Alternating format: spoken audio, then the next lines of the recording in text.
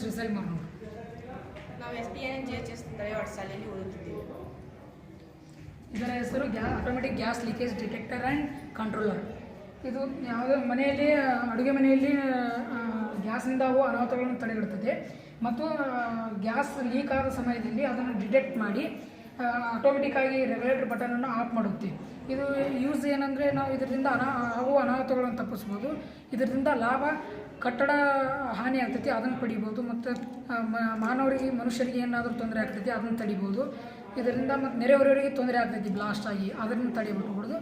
ಇದರದ್ದು ಉಪಯೋಗ ಮತ್ತು ಇದ್ರದ್ದು ಈಗ ನಾವು ಮಾಡಲಾಗಿ